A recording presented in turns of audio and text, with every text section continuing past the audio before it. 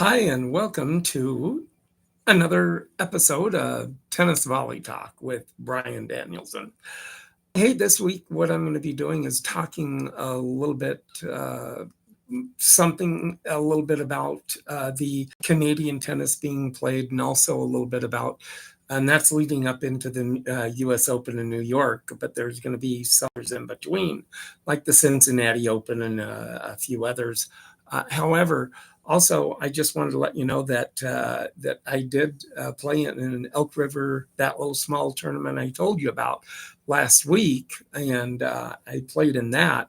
The Elk River tennis tournament run really well. I played mixed doubles on Friday and singles on Saturday, and then doubles on Sunday. And it was a long weekend. It was in the mid 90s the whole time. So yeah, I was pretty tired by the time I was finished with playing the tennis and stuff like that.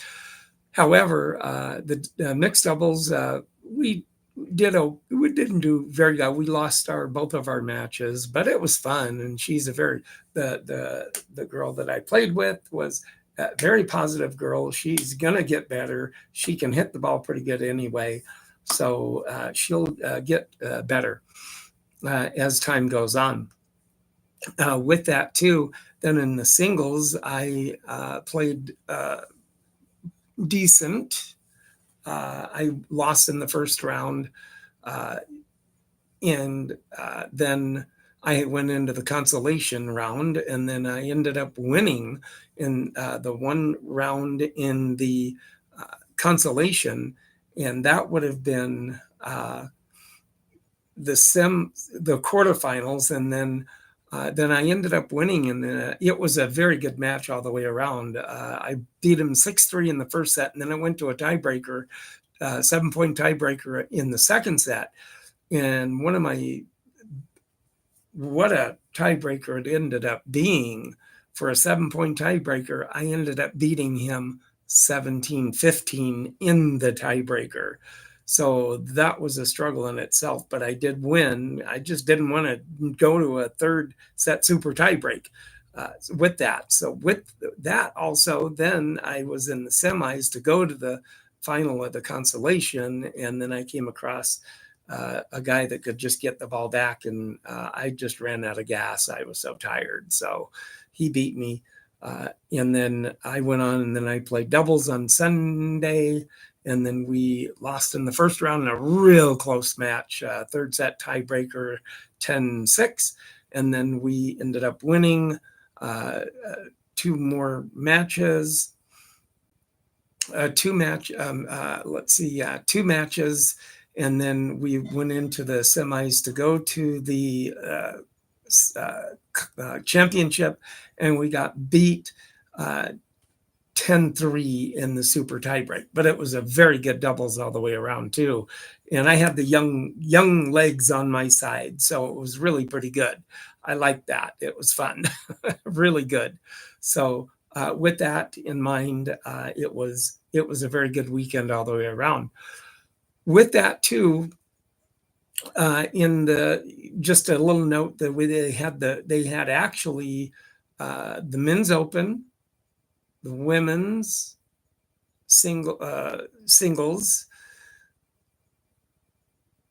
and then the men's A, and then the men's B, and the men's C. And I was put in the B division, and there are still some good players in the B division too. So that was a fun time to be in that. But it was a big draw in that. And of all things, in the singles that day, on Saturday, that day in the singles, there is a girl that does play for Elk River that is a very, very, very, very good tennis player.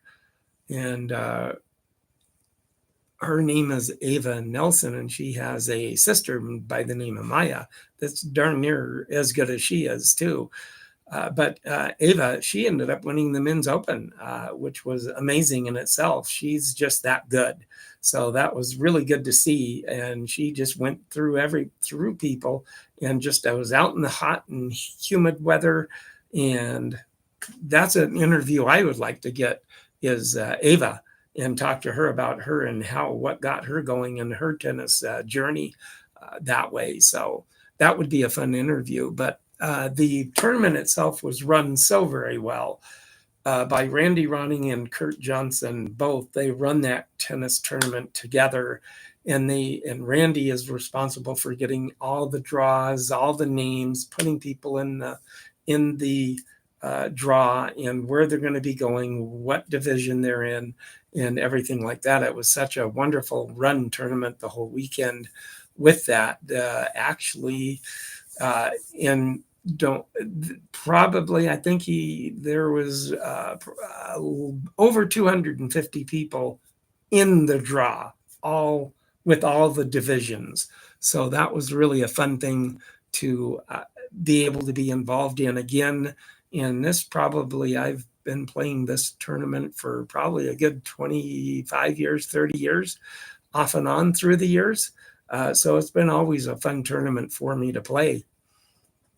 With that too in mind, as far as the Canada tournament there, with that leading up into the U.S. Open, we had Ben Shelton, American, won over Brendan Nikishima, and then he won 6-7, 10-8 in the tiebreaker, 6-2, 7-6, 7-5 in the tiebreaker. And then Taylor Fritz beat Gabriel Diallo, and then he beat him 6-4, 6-2. And in the women, Elena Savatna, she won 6-1, 6-1 over Anna Kalinskaya. And then Amanda Anasimova, she beat Emma Raducanu, and she beat her 6-2, 6-1. And then, of course, Iga, she keeps on winning, and she won 6-2, 6-2. And this is forming into a very good event in Canada that holds it in Canada every year, leading up into the U.S. Open that way. And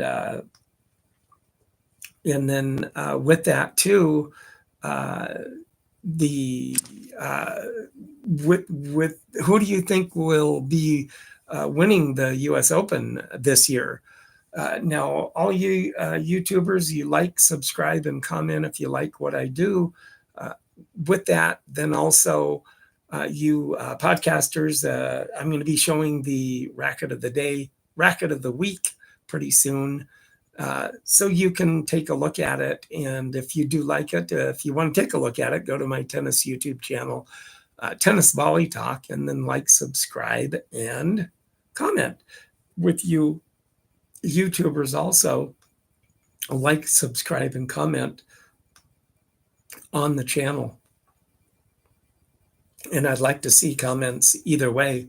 With that, I would like to answer comments and make a comment.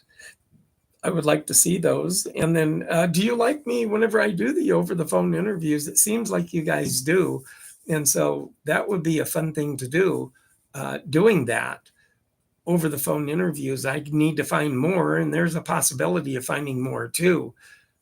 In so doing, that would be fun, and finding more interviews to do. Later on, I'll probably and hopefully do streaming of interviews, and that way you'd be face to face with people on the podcast, and that's the next step in going forward with my podcast and doing it this many years. So it's been really fun to be able to do the research and what I do, even with the racket of the week, also with doing what I do. So with that also, now I do want to show you now the racket of the week, which is now it's a Cortland racket. And the Cortland racket, it is an American driver. That's kind of the name of the brand of the Cortland racket. It is that way. It's really kind of a nice racket. It then actually has the ribbons on the racket down near the head, on the head of the racket, near the bottom of the handle, and it also has the trebling of the strings up above, the top main string, and it usually has one at the bottom of the main string at the bottom, but that one's broken off. These are probably old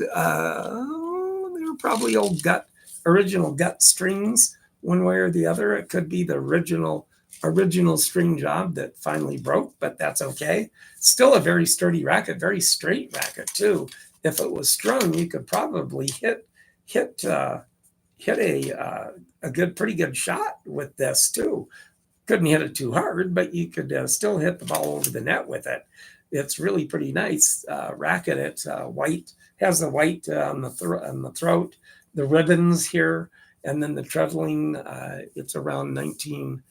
Now this racket here is probably right around in about the 1960s, 60 into the 70s, maybe a little earlier in the 50s, early 50s to late 60s. And that's when this racket was used in that time. Now, it's also founded by Cortland, and Cortland was founded in the 1920s when they started making rackets. And it's not very sure of how long they lasted within making the rackets, but it's started in the 1920s with the Cortland racket. But with this, it is also then endorsed. They endorsed Jack Whalen, which ended up being on the pro circuit for a bit when he played tennis. So a little bit about Jack with this.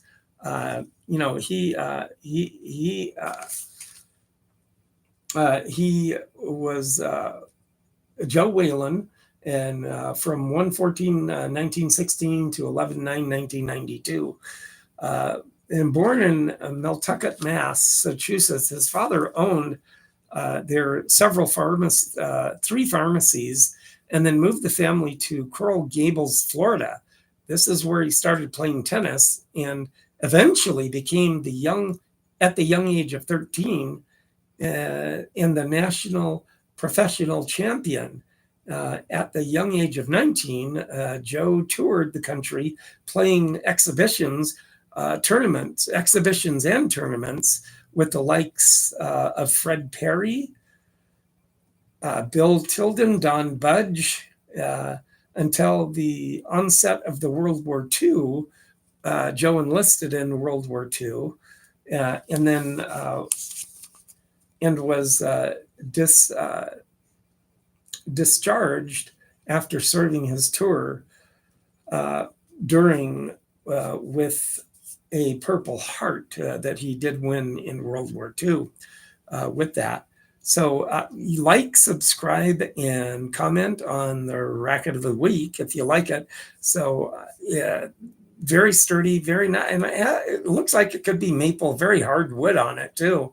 That way, but you can tell with that it's around about the 1950s, 60s racket that they endorsed him in that time. So he played in 1916. So during that time, Cortland being in the tennis racket business when it started in 1920, so then they probably did make the rackets up in through the 1960s, right up until maybe the 70s, very early, and then that's whenever the metal rackets started coming out with that. So like, subscribe, and comment for you YouTubers, and then you podcasters, if you want to take a look at it, look at my tennis YouTube channel, Tennis Volley Talk, and you'll be able to take a look and see the racket that I'm talking about right now.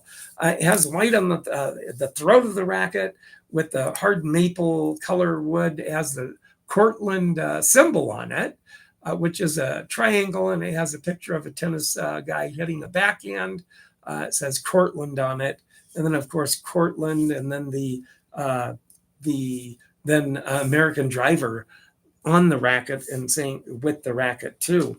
Now with that too, Joe upon returning home, Joe then played many tournaments upon returning home.